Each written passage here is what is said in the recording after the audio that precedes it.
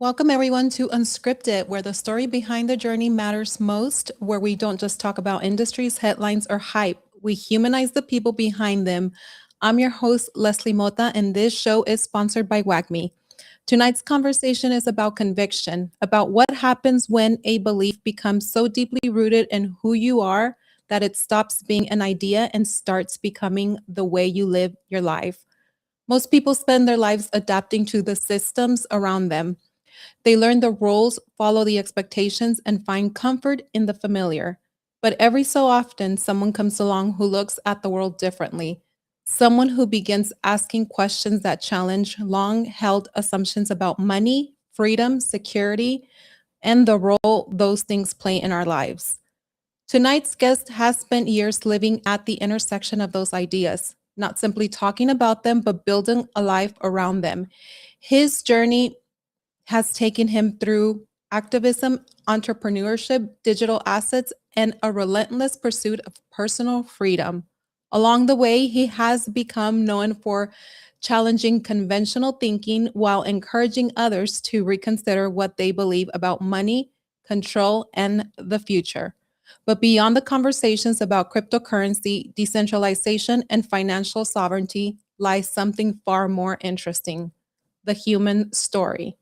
The experiences that shaped his worldview, the moments that tested his convictions, the sacrifices that came with choosing a path that few people truly understand, and the lessons learned from building a life around principles that are easy to talk about but much harder to live.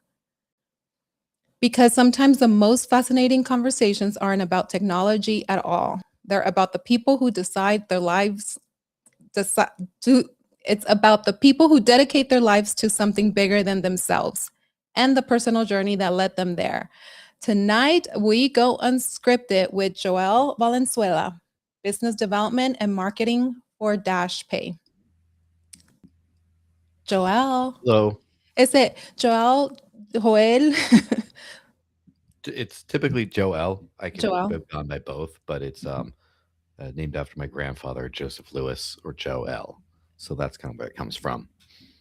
Oh, that is very, very interesting. I mean, you've had an amazing journey. And, doing a little bit of research about you, I had no idea that you actually grew up in Mexico.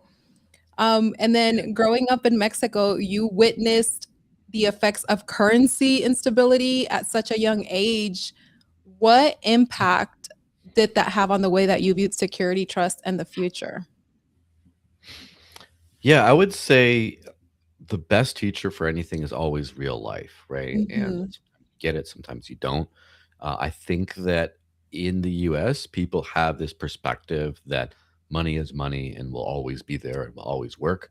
And even people that have a theoretical kind of mindset of, okay, well, they understand what inflation is. They understand what central banking is. In their heart, they don't believe it necessarily because all they've known is a money that works. And Yeah. the devaluation of the dollar up until I would say about 2021 has been slow enough that most people don't even notice it. It's so growing up, first of all, I from the beginning knew there was different kinds of money.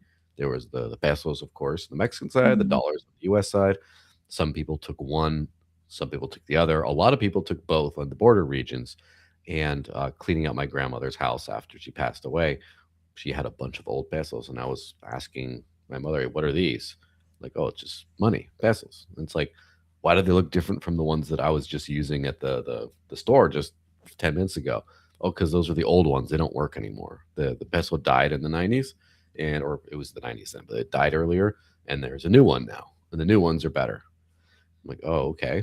But so instantly you have that lesson of money can have more value than other money, and money can uh, go away. It can die completely, and some money just is just a souvenir at some point. So that kind of really set me on that path, and I think you have that, for example, when you have people who grow up in former Soviet countries, Mhm. they do, or their parents or their grandparents have a different trust of government than people in, for example, in place like Scandinavia. People are very trusting of their government. They're very supportive. They think that it's all part of the same thing.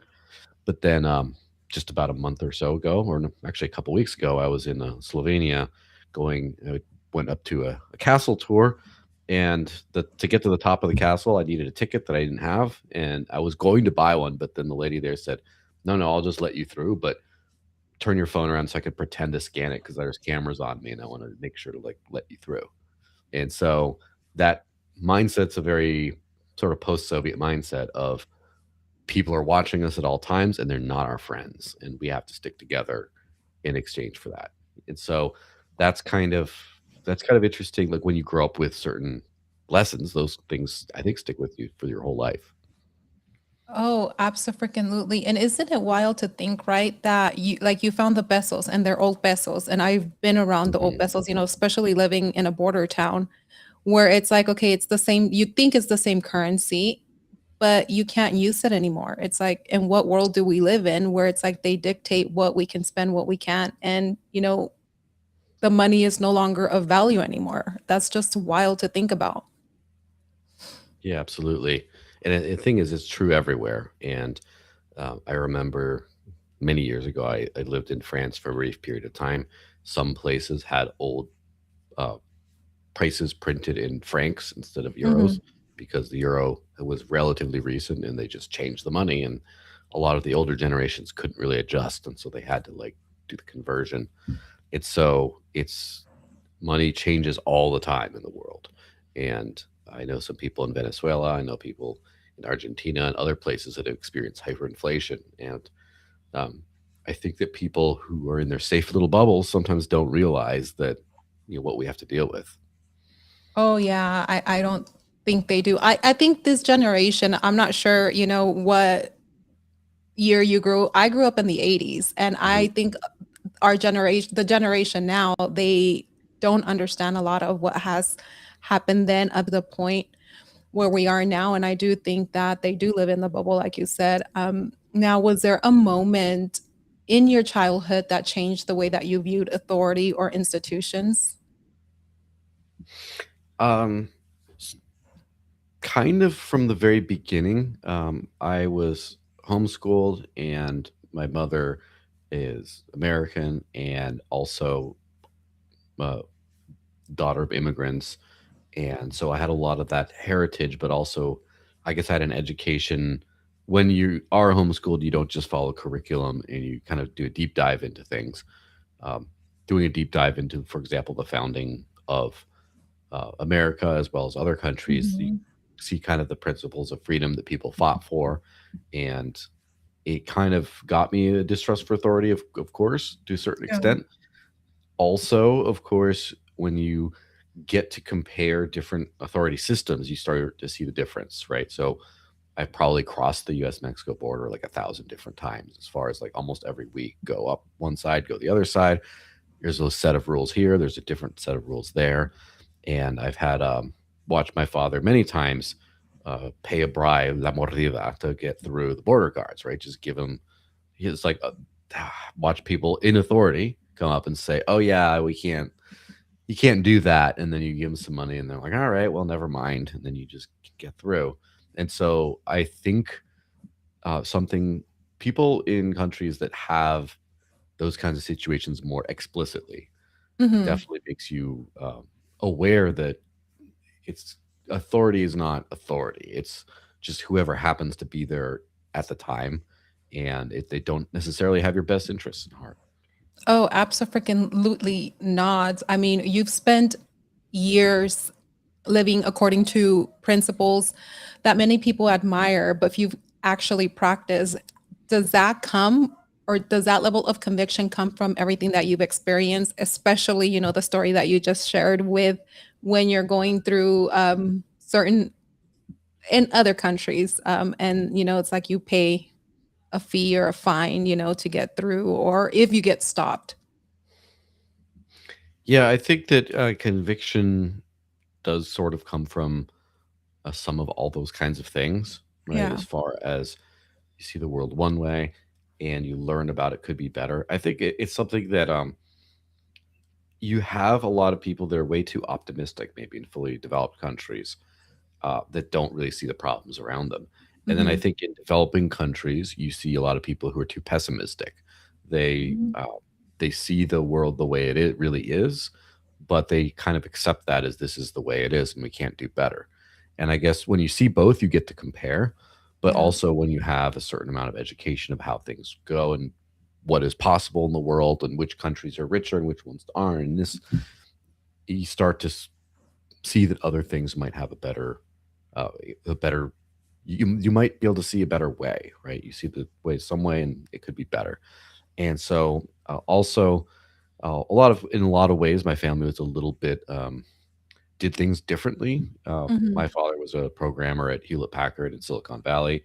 He grew up on the ranch in Mexico where I grew up for a period of time, but he was a programmer in the 80s, and then my mother owned a newspaper, and eventually they didn't like the sort of Silicon Valley lifestyle, and they decided to just move and become cattle ranchers for the rest of their lives. And my father passed away a few years ago. My mother's still on the Sorry ranch. to hear that. They've been there, or she's been there for, I guess, 30, 40 years, something like that at this point, 35 years, something like that.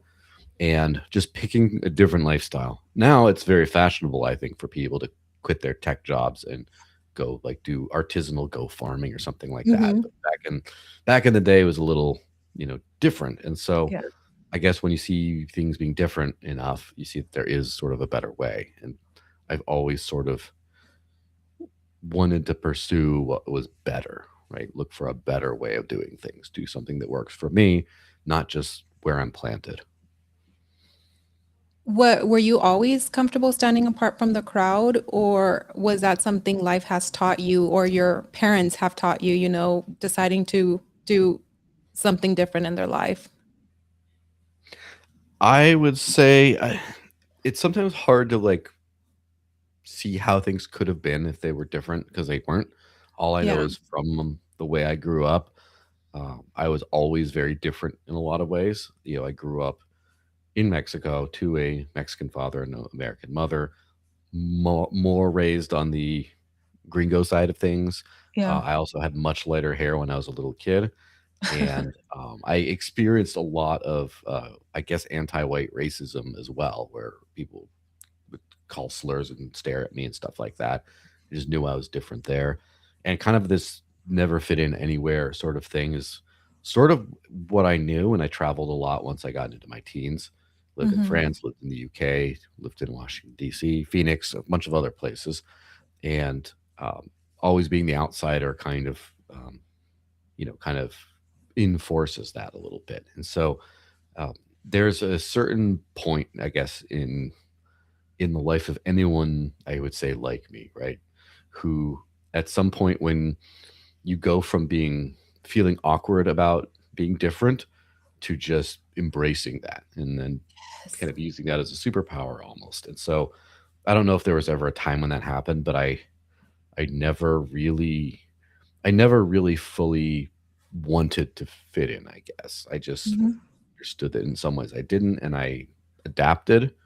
And then once it just got more comfortable, as the older I've gotten, the more comfortable I've gotten with who I am and where things are. And so for me, it wasn't just that I rejected trying to fit in and then at some point, at least it didn't seem that way. It just seemed like I've always been the same way and I've just gotten more better and more comfortable at it. Why is that so important? And the reason that I'm asking that is, when I was growing up too, growing up in the border town, I did get picked on. I was a lot darker than I am now. So I was like one of the darkest Mexicans Mhm. growing up, and I was a nerd, play the violin, and really didn't fit in, compared to what it was at that time. And when you grow, I think especially for people that are trying to find their identity right now, why is it so important to get comfortable with who you are, even if you don't fit in? It's like if you don't fit in, it's okay. Being unique, being yourself, that's something that you should wear as a badge of honor, because I think what we don't understand is that every single human being on this earth is unique. We have our own DNA that can be matched, and there's a purpose and a reason why we're not the same. Yeah, I would think that being the same or different, it doesn't actually exist. It's kind of like an imaginary thing. Yeah. Is we all are. And one thing you learn very quickly, of course, I grew up between two cultures, but also two cultures that were connected or right next to each other that kind of had an awareness of each other. But Yeah. then, of course, when I was about 16, I took like a 3 month uh, stay in France and I didn't to learn French and I didn't speak any French when I got there. And I just figured it out from like zero. And being a very alien experience Yeah. also kind of taught me that what was normal for me is very different for some other people in other cultures. Yeah. And it's there is no such thing as normal. There's just what these people are doing. And over time, you sort of realize that if you pay enough attention, I guess, you sort of realize that some people are controlling, some people have power and influence. And a lot of the way they control people is by determining what is or is not normal or acceptable. Where it's like, this is the thing you have to do. Everyone's doing it. Mhm. And it profits some people, but most people it doesn't profit. And at some point, you sort of see that the difference could be good. And so Mhm. I've known people, for example, with different religious backgrounds. I've known people who have done things like I've known some families that have been very heavy users of things like credit cards and others that will like I've never had a credit card in my life. I've never done debt. Some people are very deep into debt and there's pressures to do both and you kind of see that like the someone's profiting from pushing people in a certain direction and whatever is normal. And Yeah. a lot of times you just see that like when you see things change like with regulations and laws and things like that, you see some people do well and some people don't do well and you kind of start to piece together who is making these sorts of decisions. And my educational background was heavy into like political science and things like that, and I ended up working in public policy nonprofits. And as so kind of in that side of things, the political side of things, you do of course see what lobbying is, how that works, how different laws affect different things. And of course, I was always on the side of, I would say, like the free market world of where everything I Mhm. was trying to do was educating people on or pushing policy or whatever in the direction of fewer angles of control, of like fewer cronyist things, just more freedom. I was always kind of in that side, but being involved, you do see that there is a side that it's like, well, this thing will benefit this one, not the other person, and then you start to see also as a um, it's an interesting juxtaposition of where my mother is a journalist and I got into politics, and there's the supposed, I mean, journalism at least used to be the art of objective truth telling, and politics is spin. It's all spin.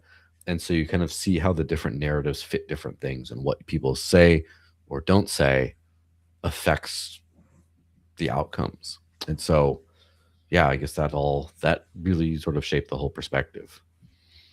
You made decision to close your bank account and live entirely cryptocurrency. Was there a moment where you questioned whether you had gone too far, or you're like, nope, I'm on the right path?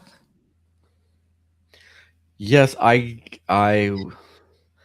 would say I never seriously questioned it. Like I never thought I Yeah. need to go back. I question in the way that people should question everything, which is once in a while just check up and say, how is this going? Is this aligned with my values and my life goals? Um, the A lot of the intentionality behind the two decisions, which are in one. One is to live all in crypto, and the other is explicitly to get rid of the bank account. Um, when they happened, there was not a lot of like, there wasn't nearly as much thinking about it as there's been afterwards. Usually, you think that people think on this for years, and they're like, all right, I want to do this finally. And they work up the courage and they do it. For me, I, growing up, my parents were big into gold and silver and precious metals and things like that, and me as well. And of course, the more I learned about economics, the more I saw scarcity of, scarce precious metals versus uh, inflated central bank currencies. And of course, the U.S. dollar has been devalued over years, but slowly enough, people don't see it. As you see, I saw the exchange rate of the peso to the dollar to go from Mhm, 7 to 1 to like, what is it, 14, 16, whatever it is, to one. mhm, And so you see that in real time. So I always wanted to do something about that. Just like everything in life, I want a better world for everyone. But unlike other people, I'm just not maybe very very patient. And so whenever did not see a good path for people to start, I would say using precious metals or whatever, basically safeguarding their wealth against inflation. I didn't see that that was going to happen via any government edicts or anything. And but I do remember at the time, I heard about a new, and I tell the story a lot about how I say that Peter Schiff got me into crypto. And Peter Schiff is mhm, a famous or infamous gold and silver bug who, people don't realize this. A lot of people in crypto don't realize this because he's an antagonist. His father was very hardcore. His father wrote a lot of books on um, calling the U.S. income tax illegal and fighting against that. And he ended up dying in prison for his activism, for his freedom activism. So he was like basically the original Satoshi Nakamoto, almost just before digital. As in, he was a hardcore sound money and freedom lover who paid the ultimate price for his activism. And his son Peter is a little more measured, but I'm sure he just doesn't want to have the same thing happen to his dad that happened to him. But he had this bank at the time, Euro Pacific Capital, and he offered a gold backed debit card. And for me, that was crazy because I thought, you mean this whole time I don't want any of my money to be inflated like I see it happen to everyone. You mean if I just get one of these cards, I get to not have any dollars. I get to only have gold. And every time I swipe it, it just converts some. I thought this is amazing. And it wasn't open to US citizens for various reasons. I'm like, well, good thing I have a second citizenship. And I'm like, as I started to figure that out, that was when I got into Bitcoin. That's when I heard about it. That's when I started using it. And at that point, that it got me in the mind that you can live all off of something else. And when I found something better, that I could, this was also before payment apps like Venmo and things like that really came out. mhm. And so I saw people just download an app and I could scan a QR code, hit send, and they just get money. And there you go. And I'm like, wow, this is amazing. This is like, the world can be completely different if everyone uses this digital cash. And so I just got more and more interested in it. And eventually I was just like, anytime people would pay me, they would do anything, like someone said, hey, I need someone to help do some manual labor to like fix my barn up. I'll be like, I'll do it on the weekend if you pay me in Bitcoin. And they would. And so things like that, just anything, because I was like, this is great if I can just like earn this. Also, exchanges were, there was very few exchanges when I got started. This was before the fall of Mount Gox, the one Yeah. big crypto exchange at the time. And so there weren't many options. There was a lot of peer to peer. So the decision to go all in crypto was just I wanted more and more of this, and I wanted less and less of the dollars. And at some point, I kind of hit like a fork in the road with my career and decided I need to do something different. And I just thought I'll do whatever will pay me in Bitcoin. In fact, I won't do anything that won't pay me in Bitcoin. And so I just made that decision. It wasn't like wasn't a lot of thought other than this is something that I think is important. I've been pursuing. I just want to like do only that. And I think I'd heard one or two other people who had done something like that at the time, so I thought it was possible. And so I then just looked for any job that would pay me. The first one I found was as a writer for Cointelegraph, and of course, my mother was a journalist. I had some journalism background as well, and I was like, I could do this. And then that's just kind of where it's been from there. As far as keeping in that choice, is just once you're in the rabbit hole, like it's like you know too much to go back, right? It's like Yeah. once there's some kind of a in my opinion, at least for people like me, maybe not for everyone. There's a sort of death in the soul of once you find a truth, and then you go to start living a lie again after knowing it. You need to have your brain wiped to go back, and my brain wasn't wiped. Once you know that this is a better way of life, this is a better money, it's not under anyone's control, it's not inflated, all that kind of stuff. Once you're in, you can't just go back to a normal job. Or I feel like if I did, I feel like a defeated man. I would not feel, it'd be very depressing. And thankfully I haven't had to, so I just haven't. How difficult was it, at the beginning to go into this journey? And the reason that I'm asking that, it's like I've been in crypto, I would say since late 2021, 2022. At that point, I was still full blown using bank accounts, really, you know, just started getting into crypto, acquiring it, sitting on it, etc. And not until I would say late last year and this year, I have moved more towards keeping my assets, my crypto assets, not in my bank account anymore, but in, a wallet and utilizing it to buy everyday things, whether it's gas, whether it's paying some of my bills. And now the more that you do it, the more that you're becoming accustomed, and I understand that feeling. It's a feeling that you really can't explain. And it's like now I feel like I'm using less and less of my bank account and those assets. But how hard was it at the beginning? Because back then, even when I first joined, there wasn't that many apps that we can use. And we're going to touch on one of them right now. There wasn't that many apps that we can use. There wasn't many services like that you were able to convert it to be able to utilize it, or these platforms that are now offering their own cards, for you to utilize your cryptocurrency. I mean, now everything is becoming easier and easier, but back then it wasn't. When you first started out, there weren't that many options that we have now. Hmm. Well, there are a couple of things that made it easier, all things considered. So that was the end of 2015 when I started doing that. Mhm. And the thing that made it possible, I would say, is that where I live, which is New Hampshire.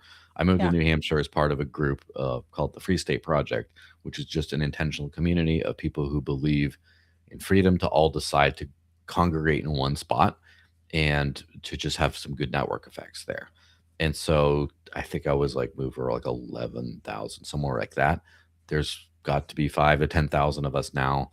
And it's a lot of crypto's early history can be traced to this, where you get like all these people together. And so it's kind of like one giant crypto meetup, right? Where you have a lot of people who believe the same stuff all coming around. And now you can sort of do business with each other now that you're a community, you're an economy. And so there were um, a lot of different local vendors and farmers market type things and places like that that did take crypto at the time. And I remember, in fact, the summer of 2014 at the Porcupine Freedom Festival, I was there for about a week, like 7, 8 days, Mhm. and up in the mountains. and I didn't bring any dollars. I only brought Bitcoin with me, and I was able to spend it just about everywhere except for coffee. And they took pieces of silver, and there was a guy who would sell silver for Bitcoin, so I just did that. And obviously, this is like a freedom festival, so it's not like the real world, but it was still like, oh, this is cool. I could just do this. So with friends and contacts and people you could do peer-to-peer transactions with, I think that made it easier than like someone, let's say, somewhere in the middle of Texas who might Yeah. not have had the same kind of experience. But so in the early days, basically what I did is I had everything in Bitcoin, and then I would spend it at any local place that would take it, anyone who I knew would take it. There was one website called Gift, GYFT, which sold gift cards. It's kind of, there's a lot that are like this these days, but a lot more advanced. But there was a few large retailers I could get some stuff for, and there was a couple of prepaid crypto cards I could use, although they were very new at the time. And for the rest, I would just sell for cash and deposit that into my bank account and then pay rent or whatever. And so that was about 5 months or so of having a bank, but then but earning crypto. And at some point, um, there was an issue with my bank account. Someone did fraud and tried to clean out my whole account, and I was on the Gosh. phone with the bank for a while, and they finally, thankfully, they got all the money back, but they said, you need to withdraw it all. We need to close the bank account because it's compromised, and we need to open you a new one. And so I'm like, okay. And I said, just hold off on the opening a new one for now. And then it wasn't an intentional decision. I just never went back and just was like, just kept doing it because I think that, again, we talk about theoretical things versus practical things. Yeah. Um, when you are in theory, it's easy to be theoretically saying, "Oh, the banks aren't good," or they can do whatever. But there's just something about, um, first of all, whenever, as I have been in many times in the past, if you are of humble enough means, I think anyone who's had the struggle growing up, as it were, knows the anxiety of just not knowing what number you're going to see when you check your bank account balance. That just like, oh, how much is in there? Is there going to, and that comes from a payment system where you don't really own the money in your bank account, that people can just take it out. If they have a special number, they can just take it out, and that you can't do anything about it.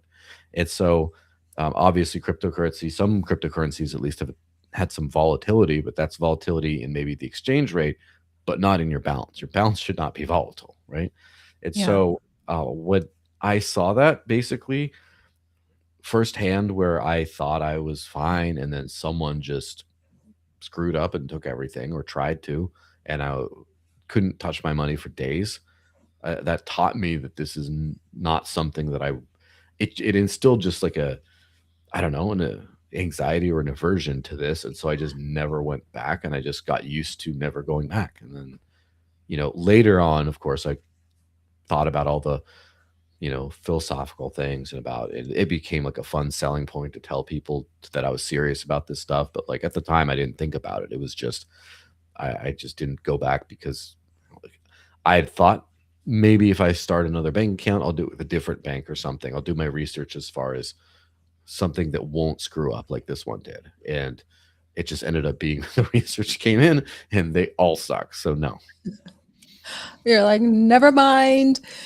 So now touching on Dash or Mm, the Dash app, and correct me if I'm wrong with any of this. So my understanding is that Dash is a digital currency and it was launched in 2014 with a focus of fast, low cost, and user friendly payments. And originally, it was known as Darkcoin, which I had no idea. And Dash evolved into digital cash, which now aims to make cryptocurrency practical for everyday spending through features like near instant transaction, low fee, self custody, and optional privacy, and its network is governed by a decentralized treasury and masternode system that helps fund development and ecosystem growth. So the more that I was doing research on how it works, the masternode, I was like, my mind was blown.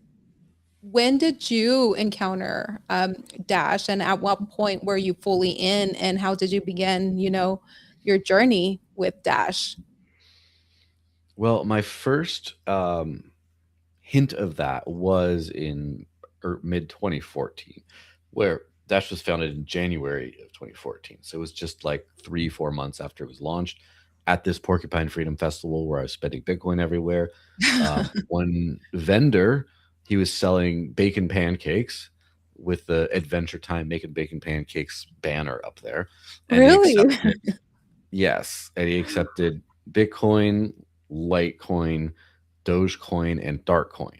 I'm like, ooh, what's this Darkcoin? I never heard of this before.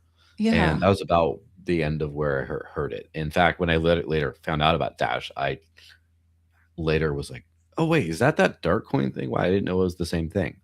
So it was somewhere in during my time in Cointelegraph, right? From which was pretty much about a year. It was like the end of 2015 through the end of 2016. But as part of my job is, of course, doing research, writing news stories about things. And I covered all kinds of different things, talked to all kinds of different people, learned about all kinds of different cryptocurrencies.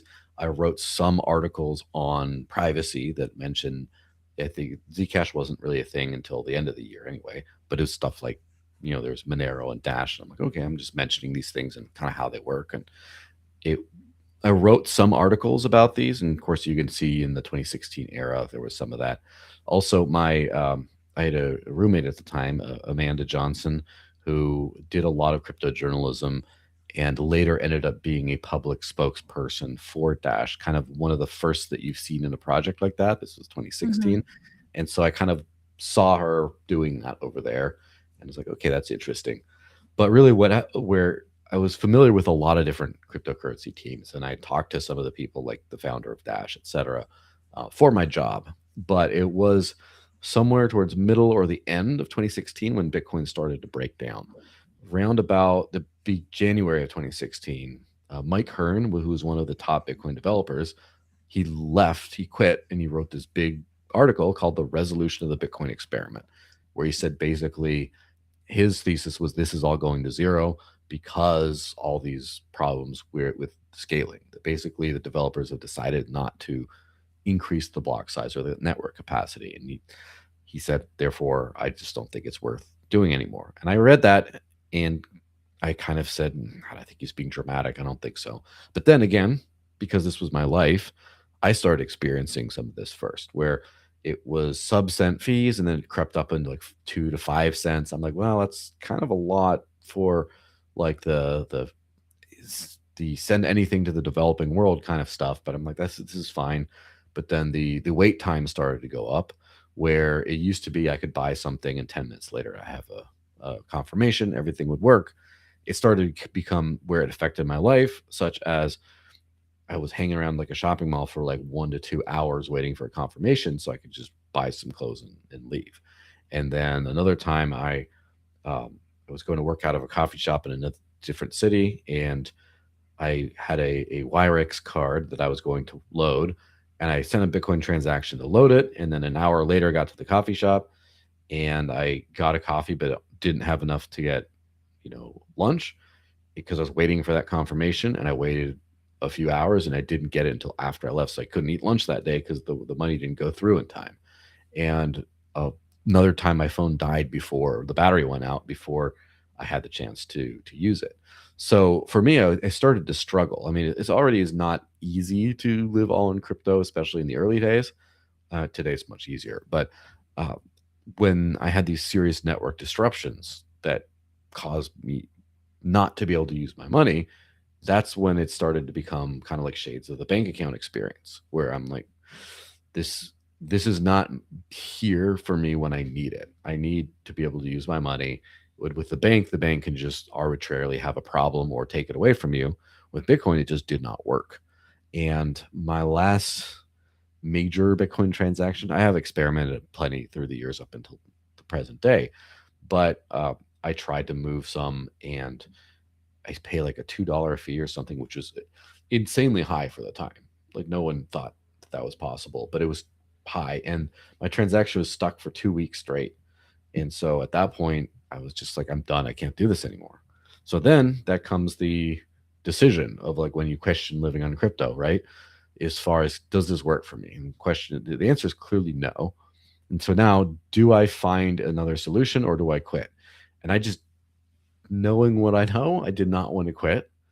And so I thought, how else can I make this work? And so I just go to the top of the market cap rankings and just start going down from there. So Bitcoin, cross that off the list.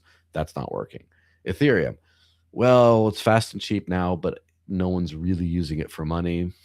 Then Litecoin was an abandoned project at the time. It wasn't even being actively maintained. Later, a few months later, it did get picked up again and get some use, but it was not being maintained.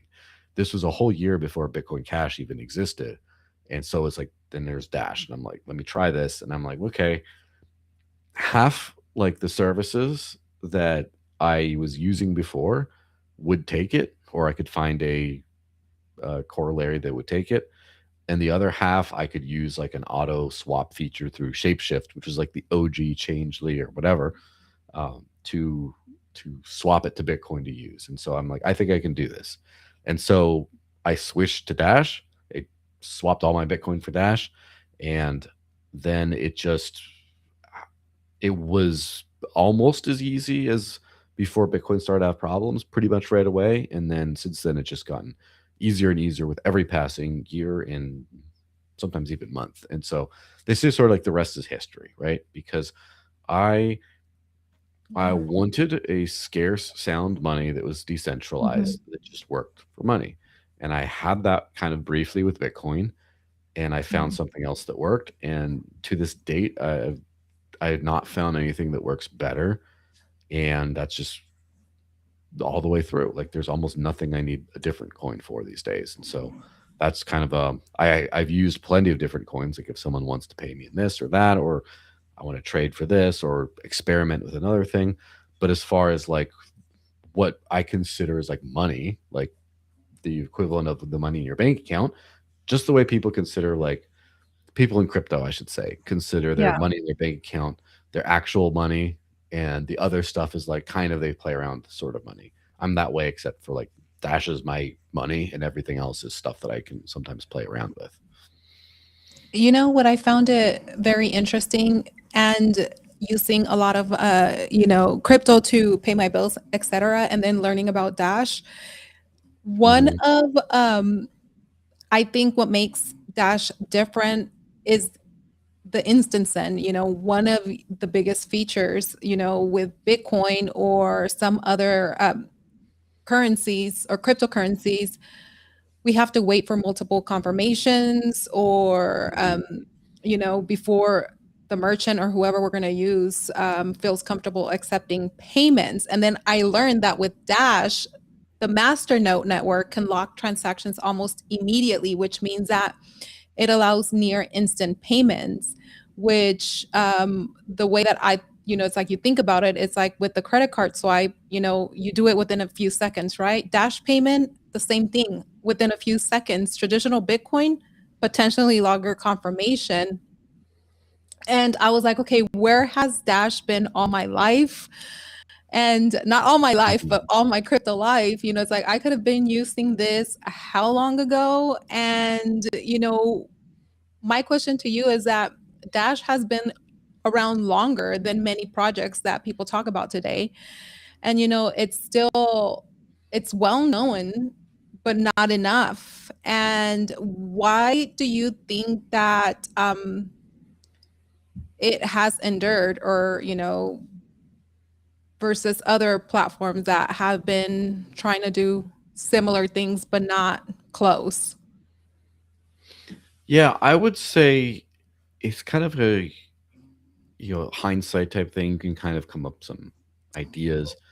I would Yeah. say Bitcoin obviously created something very special Yeah. that while there's lots that's different today, like the basic ideas that Satoshi Nakamoto came out with and implemented were the incredible base that we need to sort of move on to the free digital economy.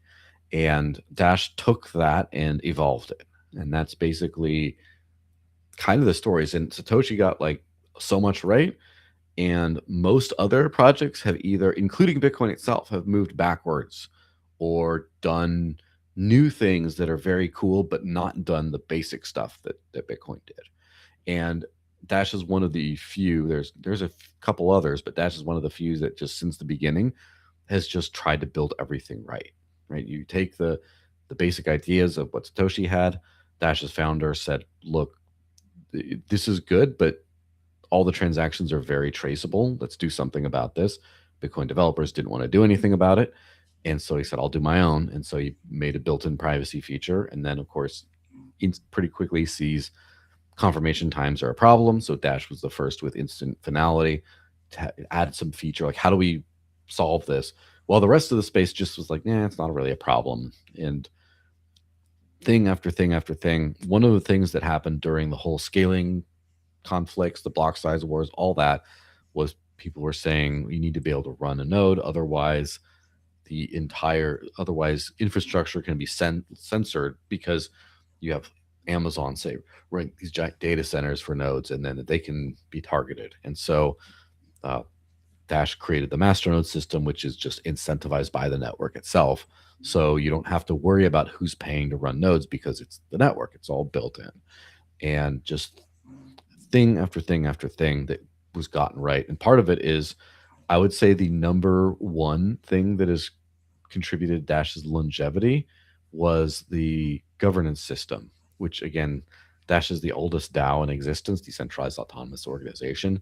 And so one thing is being able to pioneer a conflict resolution mechanism, essentially, where if there is a conflict, like with Bitcoin that was wondering about doing large block scaling on chain versus do off chain solutions or whatever. With Dash, there was a governance vote in early 2016 which said, which path should we do? And the network voted one way, and you just see that vote public for everyone, and there's just no more questions. And so you can actually resolve things. That's why there have not been any hostile chain forks for Dash in its entire 12-year history, whereas you have others like Bitcoin has had a whole bunch: Bitcoin Cash, Bitcoin SV, eCash, and now there's another eCash coming out. There's a bunch. And so because of this ability to make decisions, you don't have this limitation. So that's the governance thing is two parts that make it like that. One is, of course, the ability to actually pull the network and see what they say. And the Mhm. other thing is the self-funding mechanism, where a lot of other projects had to worry about a foundation or VC money or donations or whatever, which either have not enough money to get by, or just a big pot of money that someone controls. That then, even if votes don't go their way, they can say, "Well, we have all the money, so what are you going to do?" And the way Dash's system works is Yeah. pretty unique in that there is no pot of money. It just comes out every month as part of the block reward. And so anytime a developer or someone else doesn't do their job, the network can just take away their next month's salary, just cut it off right there.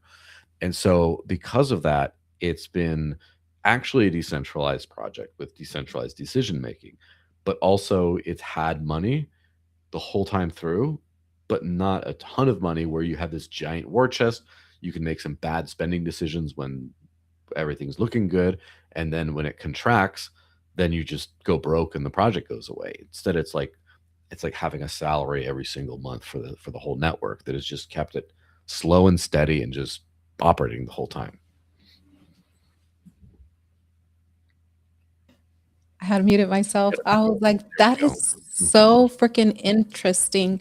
Now, why does Dash refer to itself as digital cash rather than just another cryptocurrency?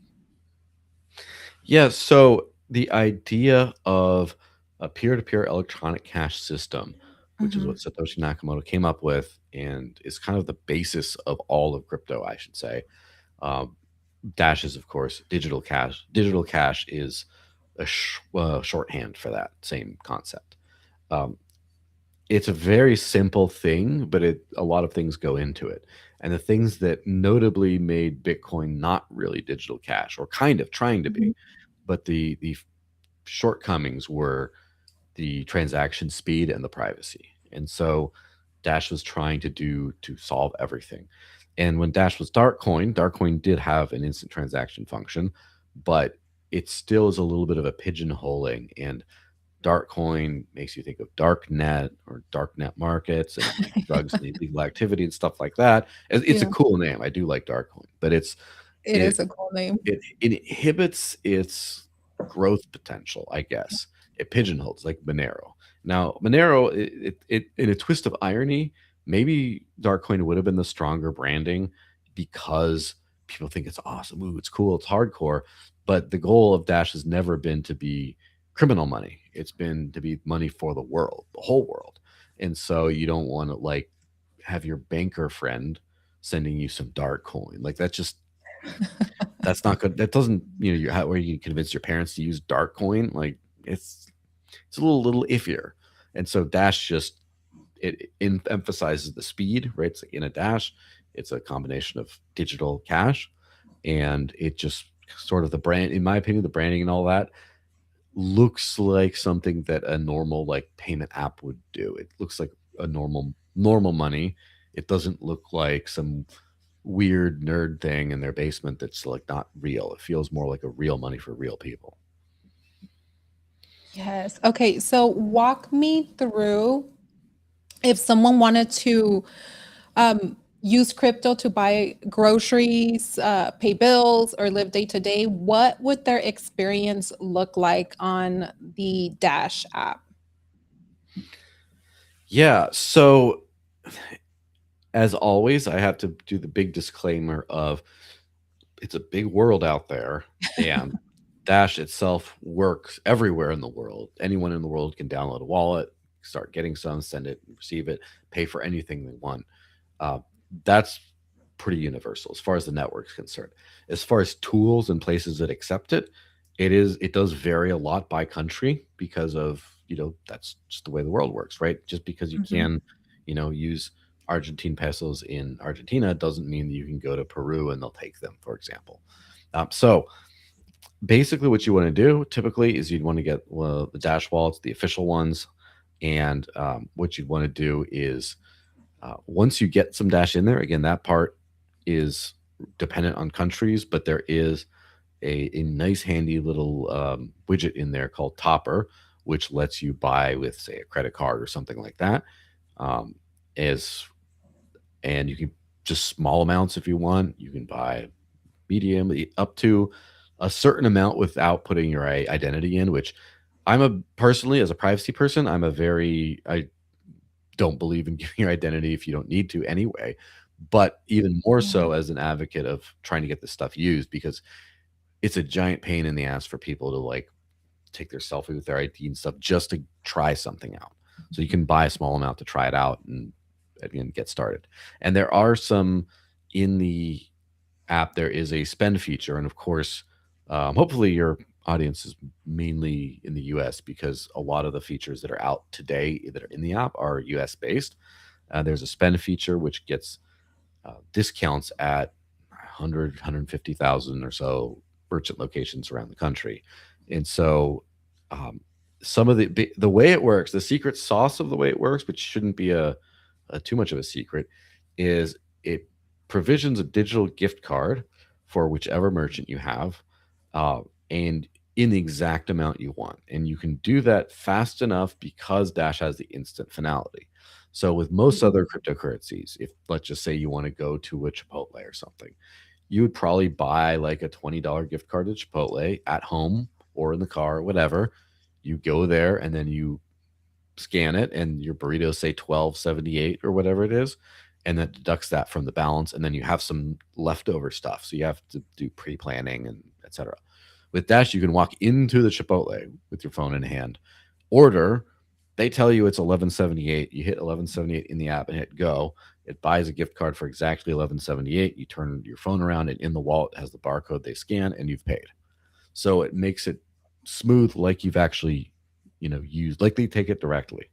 And a lot of them have some pretty significant discounts. I believe Chipotle is just a couple of percent, but for example, Target is like 5% off. I did one time Wow. after a wedding get a Domino's pizza because people, you have whatever wedding food, and at the end of the night, you're like, we partied a Yes. little bit, we need a pizza, and the Yeah. Domino's is I think a 13.5% off. So now people aren't always going to be having dominoes, but if you can save 13.5%, that's a good excuse to use digital cash. There's some other things like Walmart's like 1% off, like Amazon has a small discount as well. Some of these things. So you can actually shop and save and at everyday things and do this again with money that you hold in your own custody that's not being inflated. And you can do that privately without divulging your identity. So it's digital cash that actually works. This is amazing. Okay, so I know Crypto Empress, she's in the audience. We have a lot of people in the audience commenting. Some people are going to try the app. She was saying when gas card, but for all the ladies that love makeup, 2% at Sephora. What? Yeah, that's not that bad. I'm going to look it up really here about the gas thing.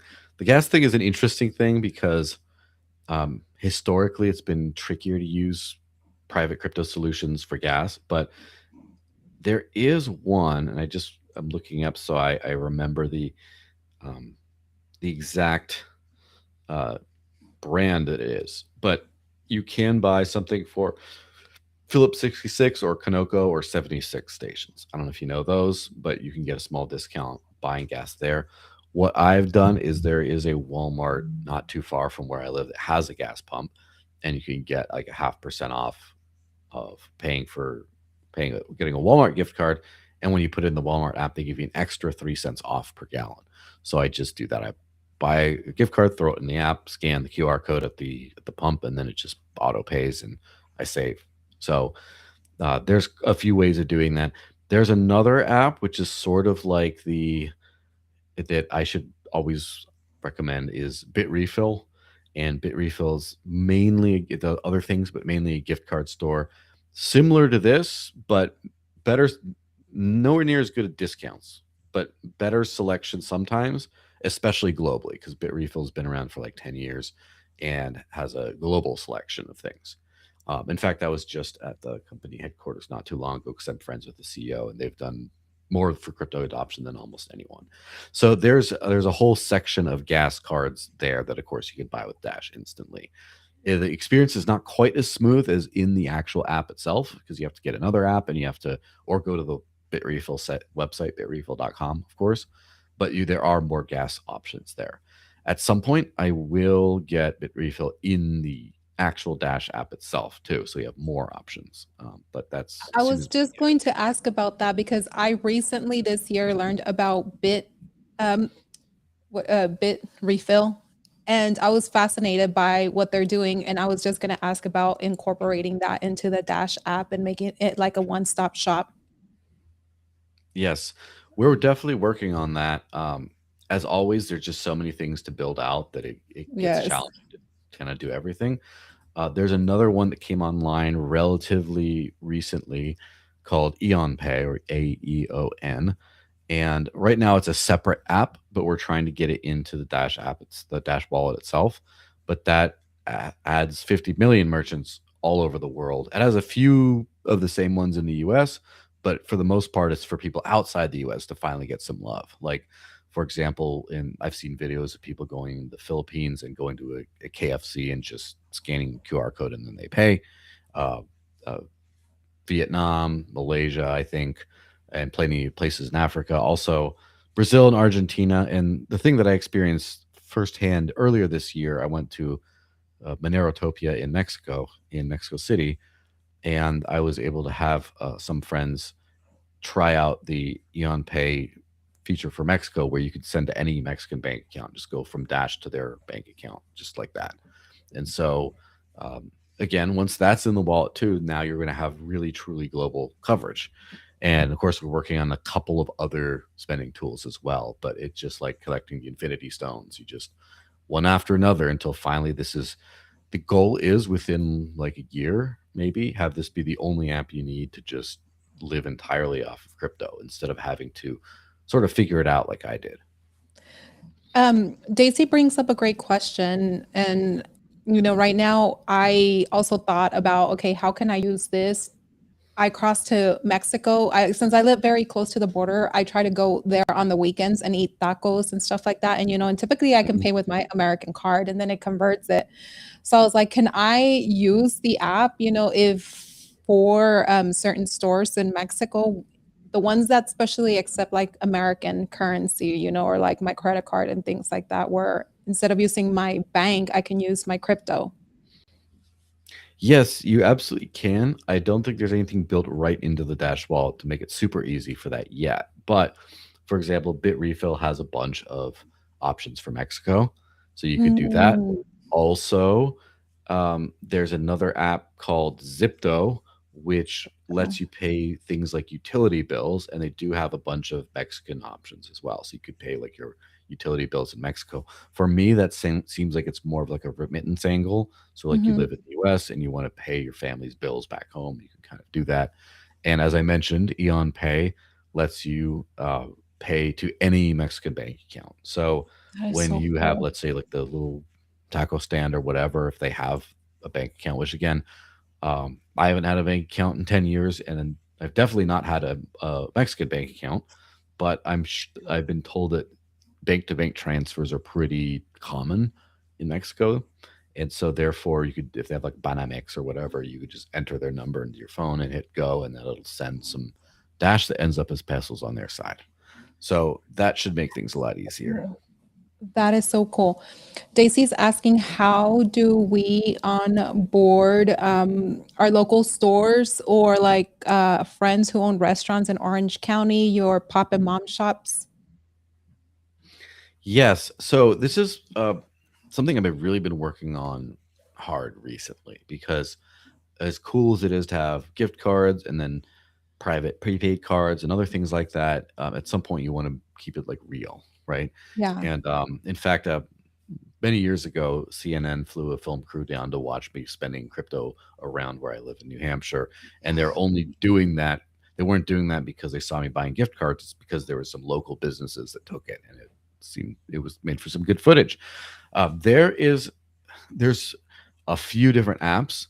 The one that I usually recommend for people is something called Bit Request because it's Mhm. an open source app that works on any phone, like an iPhone, Android, a tablet, a computer, whatever. So if you just get a phone or get a tablet or whatever, install the app there.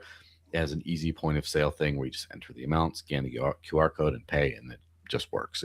They just have it. Now, as far as the question, it always gets more complicated once you want to be like, well, I want a really easy solution that also converts into fiat currency or dollars in their bank account. That typically requires more steps.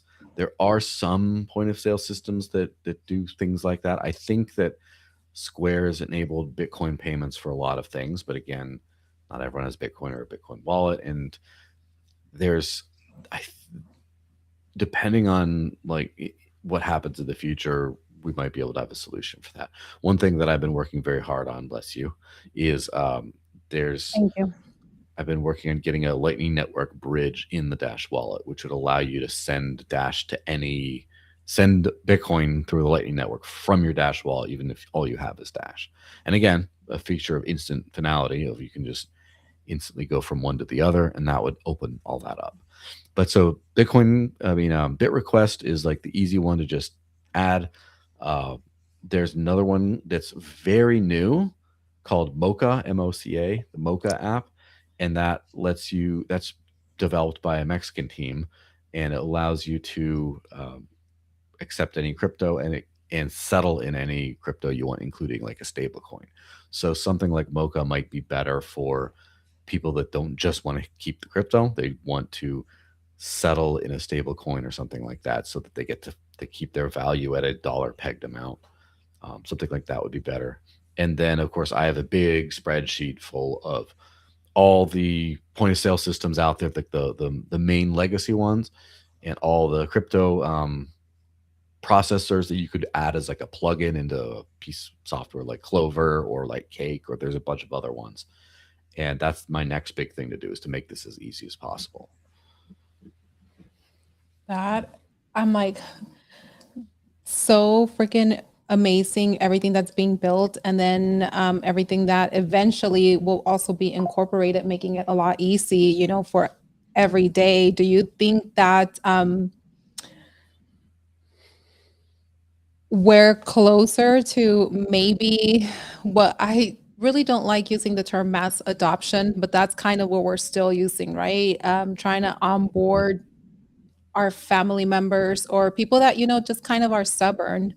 I do think that we are moving into a world where it's going to be more digitalized. And do you think that Dash is going to be playing a broader financial landscape with onboarding the masses? And where do you see it within the next 5 years from now?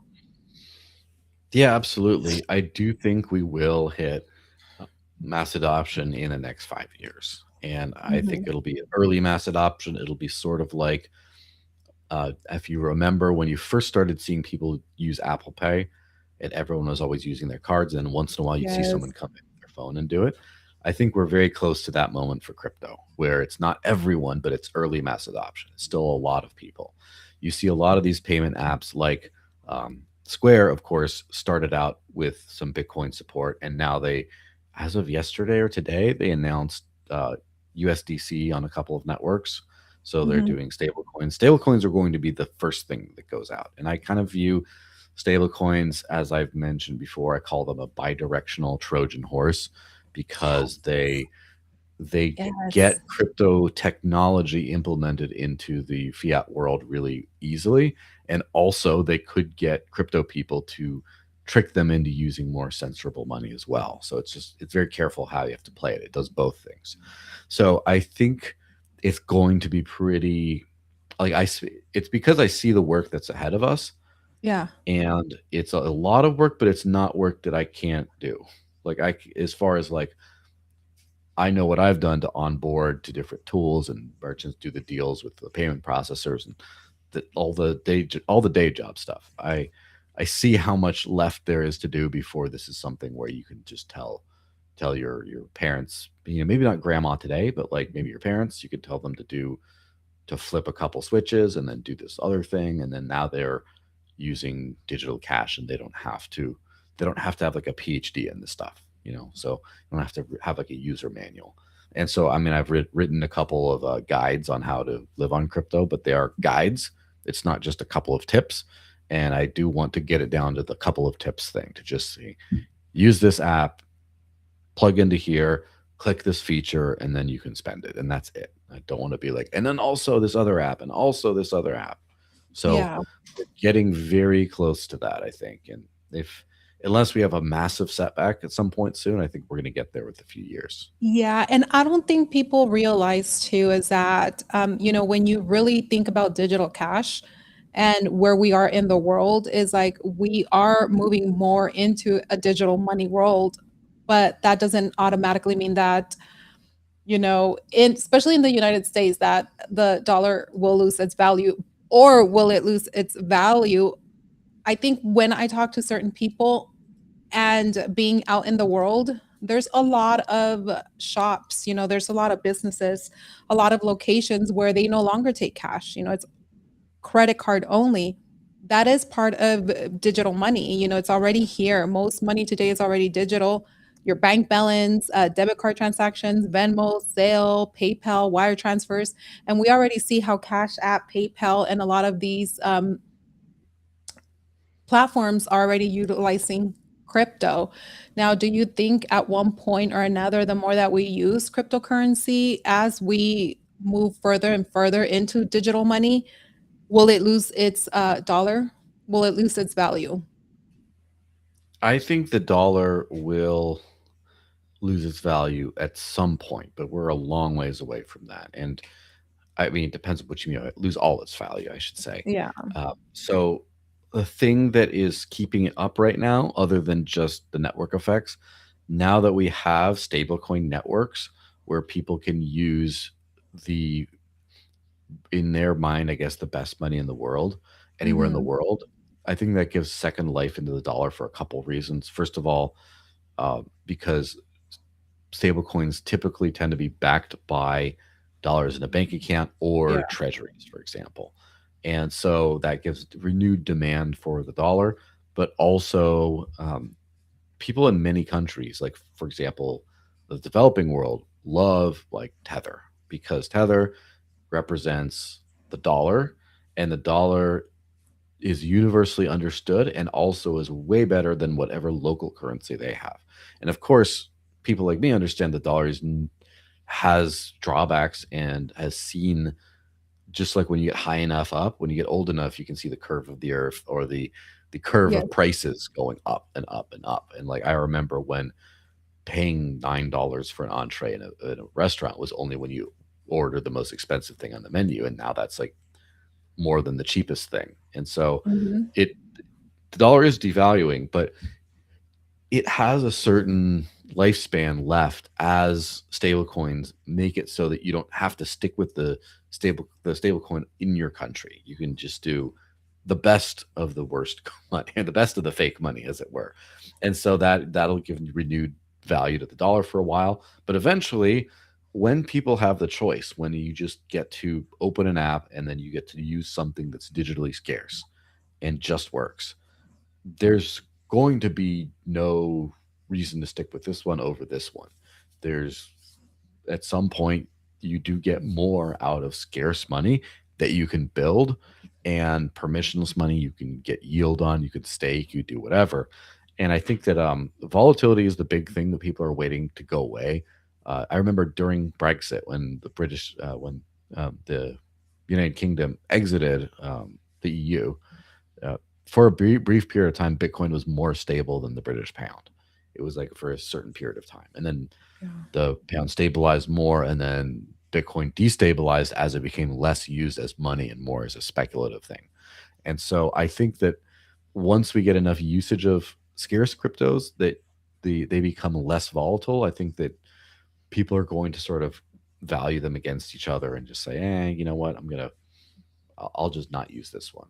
Part of this also has to do with capital gains, where people do not want to report every single transaction for capital gains. And so, if you have some sort of a de minimis exemption, as is being pursued in places in the US, for example, where if you, for small purchases, you don't have to calculate, then I Yeah. think the people are going to be a lot more okay with spending it. Yep. And at the end of the day too, like if you really think about it,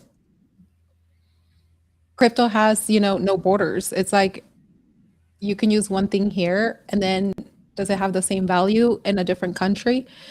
It's like when you go to Mexico, whatever the value of Bitcoin is here is going to be the same value in another country versus, it's like their own currency is not, it's a lot different. Mm. Now, I know we're over the hour. Do you have some time for some rapid fire questions? Yeah, sure. Ready Yes. for anything. You ready? Okay, let's do this. Mhm. Okay. Freedom or security?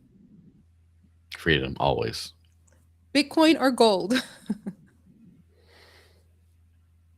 Probably Bitcoin.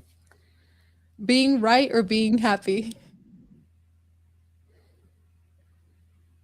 For me, being right. Coffee with a stranger or dinner with a celebrity? Coffee with a stranger. Privacy or convenience? Privacy. That was the fastest one. Mountains in New Hampshire or beaches in Mexico? Well, everyone knows my answer because of where I live. So, mountains of New Hampshire. Wealth or peace of mind? Peace of mind. Spend your crypto or hodl forever? Spend your crypto. If you could know the future or if you could know the future or change the past. Know the So would you future. know the future? At the end of your life, would you rather be remembered for what you built or how you made people feel? With the asterisk, how I made people feel, if it's accurate. Like, as in, if I made people's lives better, for example. But if it's, did I say uncomfortable truths and that made people feel bad? Then that was my answer. Trust the government or trust yourself? That's the easiest one of them all. Trust myself. I knew that one. Books or real life experience? Real life experience. Stability or freedom? Freedom. Early bird or night owl? Night owl, I say. Legacy or adventure? Legacy, I guess. Yes. With that being said, Joel, do you have any parting words of wisdom for the audience watching or anybody that will tune back in to watch the show? Um, yeah, I would just say that don't forget the what's really important in life, which is that taxation is theft, your phone is spying on you, fiat's a scam. So live on crypto before it's too late. Okay. Are you a little bit of a conspiracy theorist or do you like conspiracy theory? Um, it depends on I would depends on how you would depend. Other people would have to answer that probably because I tend to think I avoid conspiracy. I try to be very skeptical about things, Yeah. and conspiracy theories obvious have a lot of wild things. So in that sense, you could say I'm anti-conspiracy theory. But then if you think about everything that I think and believe, you'd think I was one of the biggest conspiracy theorists out there Okay. because So I a love that lot you of it said is that true. because we do a show I try sometimes. not to be. Well, I'm going to bring it back. I do say conspiracy theories, but let me tell you something. With the conspiracy theories that we do, it's verifying the information, doing the research, making sure it's factual, but we call it conspiracy theories. Just like you said right now, it's like your phone is being watched, a lot of things like that. I would love to invite you and, to one of those shows and talk about things that Mhm, are actually researched and factual, not us just talking just to make conspiracy theories up. mhm, of If course. you would want to join us next month. Yeah, Would- absolutely. And that's the yeah. thing is like I also have fun talking about just actually conspiracy theories, but I'm very careful to say what I think is what I actually believe in what I'm just saying because it's fun to say it. Yeah, we do that often. So I'm going to let you know when we're going to have it so you can join us. Mhm, I do want to thank you so much for taking time, coming on the show, sharing your perspective, but also your experiences that shaped where you are and what you're doing now. And sharing with us Dash how it works, giving us a little bit more of an understanding and, letting us know where we are moving and where the future is going. So want to thank you very much and appreciate you for that. yeah, absolutely. Thanks for having me on. This has been a great chat. It has. And thank everyone who tuned in and the ones that asked questions. Spend part of your evening with us. Remember, until next time, keep asking questions, keep seeking understanding, and keep being unscripted. Good night, everyone. This is Leslie Mota with Joel Valenzuela. Came on the show Unscripted with Dash app. And if you're not using the app, what the fudge are you doing with your life? So you better start now. Good night, everyone. Good night, Joel.